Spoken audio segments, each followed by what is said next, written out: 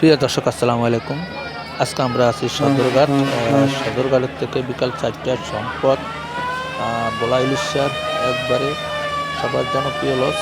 আজকে এখান থেকে প্রচুর পরিমাণ যাত্রী বরিশাল ভোলা ও বিভিন্ন রোডের যে যাত্রী বিকাল 4টায় এগুলো সব ছেড়ে যাবে। আপনাদেরকে একটু দেখানোর চেষ্টা করি, তবে আগের থেকে একটু ঝামজলও কম আছে।